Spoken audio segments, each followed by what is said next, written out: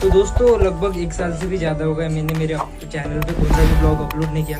तो blog upload नहीं करने का रीज़न ये था कि कुछ लाइफ में कुछ प्रॉब्लम चल रहा था, उसकी वजह से मैं ब्लॉग अपलोड नहीं कर पाया। आशा करता हूँ दोस्तों आपने मुझे माफ़ कर दिया होगा। जैसे मेरे पुराने वीडियो में आपने मुझे सपोर्ट दिया था वैसे सपोर्ट इस ब्लॉग में भी आप मुझे दोगे, ऐसे मैं आशा करता हूँ। सो एनीवे गाइस, आज का जो ब्लॉग बनने वाला है सच में काफ़ी इंटरेस्टिंग बनने वाला है, क्योंकि आज हम विदर्भ की सबसे अच्छी स्पिरिचुअल प्लेस मतलब कौंडिन्यपुर में जा रहे हैं। वैसे विदर्भ में देखा जाए तो काफ़ी कम स्पिरिचुअल प्लेस है, उसमें से एक कौंडिन्यपुर है। तो चलते डायरेक्ट कौंडिन्यपुर।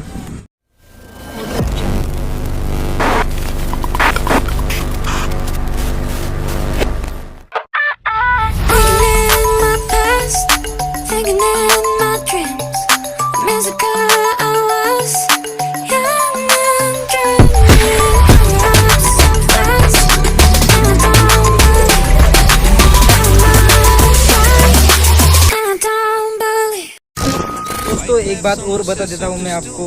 तो इसी दौरान मैंने अपनी एक जीवन साथी मतलब अपनी धन्नो ले ली, तो उससे भी मैं आपको रूबरू करा देता हूँ। चलो धन्नो को भी देख लेते हैं अभी।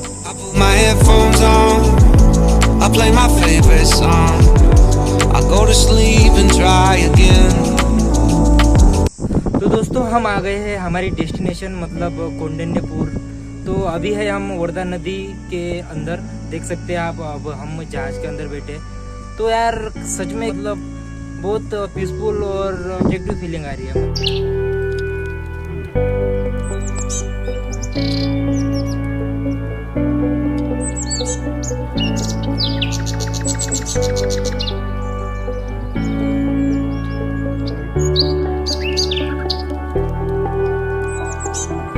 तो चलो दोस्तों अभी चलते हैं मंदिर में, क्योंकि मंदिर के भी दर्शन करना बहुत जरूरी है। और साथ ही साथ हम बोट राइडिंग भी करने वाले, पर फिलहाल तो नहीं, पहले दर्शन कर लेते, बाद में हम बोट राइडिंग करेंगे।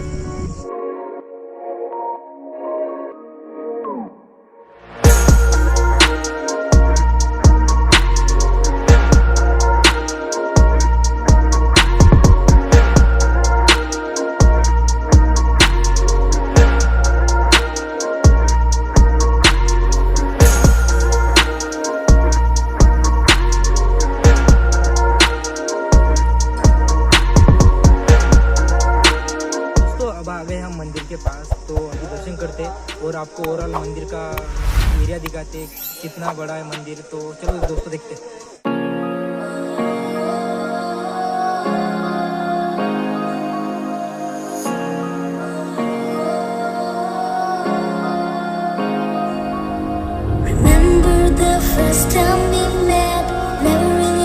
तो अभी रुक्मिणी माता के दर्शन हो गए। सच में यार बहुत अच्छा लगा।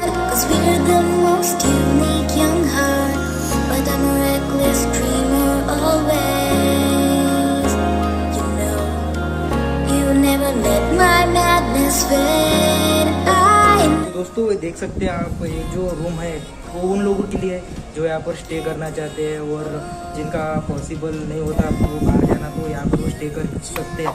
तो ये स्टे करने की जो अवेलेबिलिटी है ये मंदिर के अंदर ही है। ये जो वाट देख रहे हो ना, ये मंदिर के आसपास नहीं, ये डायरेक्ट मंदिर के अंदर ही है।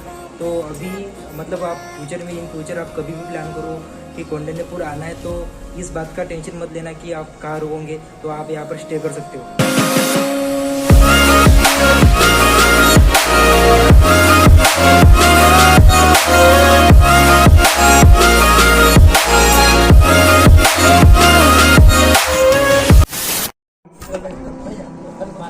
तो अभी आ गए हम बोट में, करके बोट सवारी। दर्शन तो हो गए, इट्स टाइम टू बोट सवारी।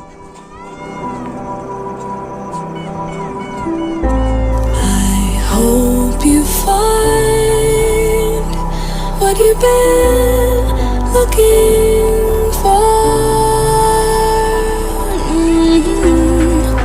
Trust me, I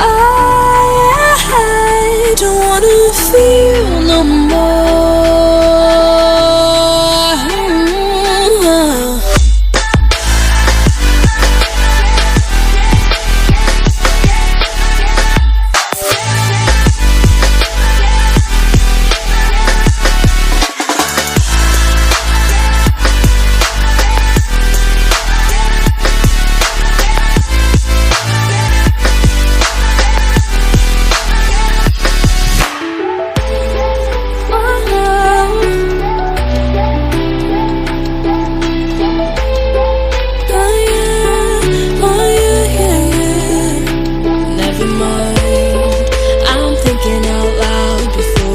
draw a crowd, reel it in, take it easy, there's no need to scream and shout.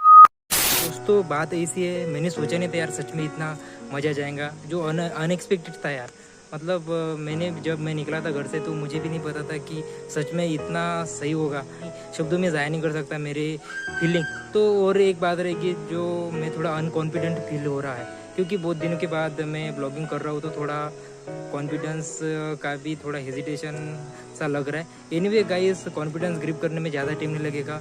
ऐसे ही ब्लॉग कंटिन्यू करता रहा तो एक दिन अच्छे से कॉन्फिडेंस आ जाएगा पब्लिक के सामने भी बोलने में। वैसे पब्लिक देखते तो थोड़ा अनकॉन्फिडेंट फील होता है, तो चलता है उतना क्या। तो अभी आ गए हम श्री कृष्ण जी के मंदिर पर। तो देखने में तो ये भी मंदिर काफ़ी प्यारा दिख रहा है, तो आपको दिखा देता हूँ कैसा है। तो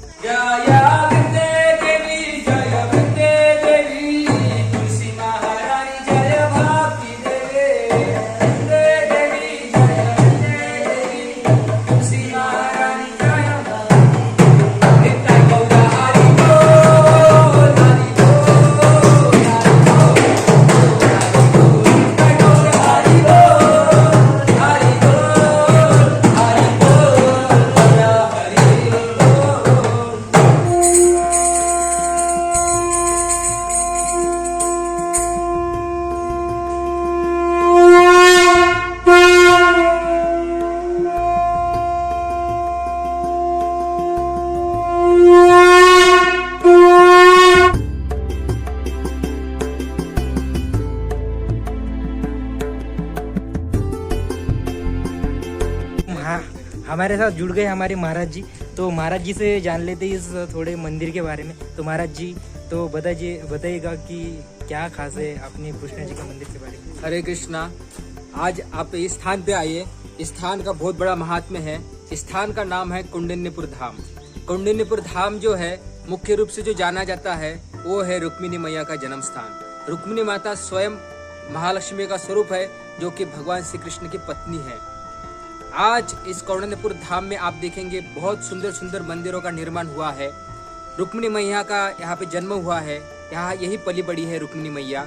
और इस स्थान के ऊपर बहुत बड़ा युद्ध हुआ है। द्वापर युग में भगवान श्री कृष्ण स्वयं यहाँ द्वारका से आए थे रुक्मिणी मैया को लेने के लिए। अब जब आए थे तो भगवान श्री कृष्ण का रथ यहाँ पे खड़ा हुआ था। तो जहाँ पे वो रथ खड़ा था उसी स्थान पे एक वृक्ष निकला है, और उस वृक्ष का नाम है केलिकदम वृक्ष। और वृक्ष पूरे विश्व में सिर्फ वृंदावन में पाया जाता है, जमुना के तट पर। जैसे कि चीरवस्त्रहरण लीला है, कालिया मर्दन की लीला है, वो जो लीला किए भगवान श्री कृष्ण वो इसे वृक्ष के ऊपर किए हैं। और यहाँ पीछे अंबिका मैया का मंदिर है, वो बहुत बड़ा प्राचीन मंदिर है। ऐसे कहा जाता है कि रुक्मिणी मैया, जैसे कि आप लोग जानते हैं कि वृंदावन में जो गोपियां है वो कात्यायनी देवी की उपासना करते हैं कृष्ण के पाने के लिए, कृष्ण को पाने के लिए। तो उसी तरह से रुक्मिणी मैया जो है अंबिका मैया का दर्शन करने जाती थी और माता से प्रार्थना करती थी कि हे माते मुझे कृष्ण पति के रूप में मिले। जब रुक्मिणी मैया का विवाह शिशुपाल से निश्चित हो गया, शिशुपाल जो है रुक्मी का दोस्त था। रुक्मी माने रुक्मिणी का बड़ा भाई। रुक्मिणी जी को 5 भाई थे, बड़े का नाम था रुक्मी। तो रुक्मी के जो दोस्त था शिशुपाल, तो उसके साथ रुक्मिणी मैया की शादी निश्चित हो गई थी।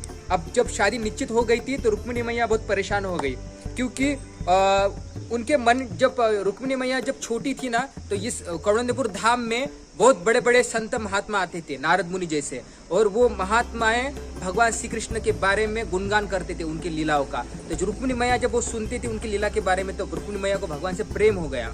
रुक्मिणी मैया ने एक पत्र लिखा वो समय में। वो पत्र यहाँ से एक ब्राह्मण लेके गए द्वारका में। आप पत्र जब द्वारका में लेके गए तो भगवान श्री कृष्ण ने और ब्राह्मण को लेके कौंडिन्यपुर धाम में एक ही रात में आ गए।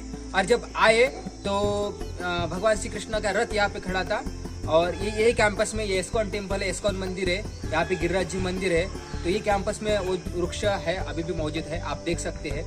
तो वहाँ पे रथ खड़ा था, और जैसे रुक्मिणी मैया वो अपनी सखियों के साथ दर्शन करके वापस लौटी, तो भगवान श्री कृष्ण ने रुक्मिणी मैया का हाथ पकड़ के उसको रथ में बिठाया और निकल पड़े। अब जैसे निकल पड़े तो रुक्मिणी का जो भाई था उसको पता चल गया कि ये ग्वाला कृष्ण रुक्मिणी मैया को लेने के लिए आया, और आया ही नहीं, लेके गया जा रहा है। तो शिशुपाल और रुक्मिणी ने तुरंत आक्रमण कर दिया, और इस स्थान के ऊपर बहुत बड़ा भीषण युद्ध हुआ। अब आप देखेंगे ये जो गांव है कौंडिन्यपुर धाम, ये ऊपर नीचे है, सिर्फ यही गांव ऊपर नीचे है।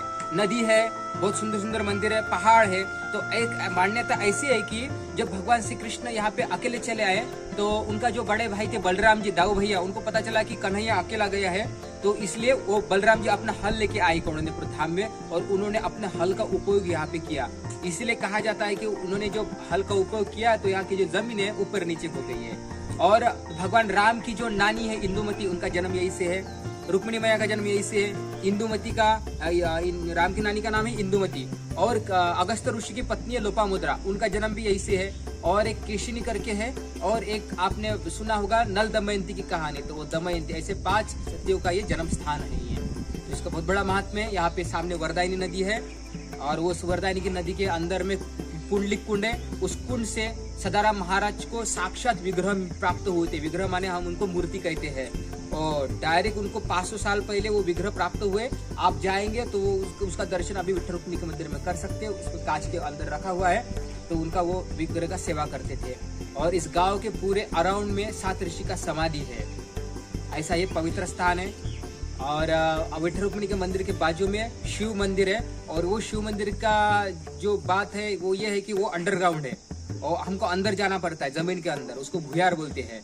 तो एक समय में वहां से रास्ता था, यहाँ से अमरावती तक, जो अंबिका का मंदिर है अमरावती में, वहां तक इसका रास्ता था अंडरग्राउंड। उसको अभी क्लोज कर दिया, लेकिन फिर भी हम उसका दर्शन कर सकते हैं शिवलिंग का। वो शिवलिंग आज भी मौजूद है। और नवनाथ का आपने सबने सुना होगा, और नवनाथ में से एक नाथ चौरंगी नाथ है, उनका समाधि भी यहीं पे है। सदाराम महाराज का समाधि भी यही है। तो बहुत सारे संतों की यहाँ पे समाधि है। बहुत सारे ऋषियों ने, संतों ने, महात्माओं ने यहाँ पे तपस्या की है। बहुत ही पवित्र भूमि है।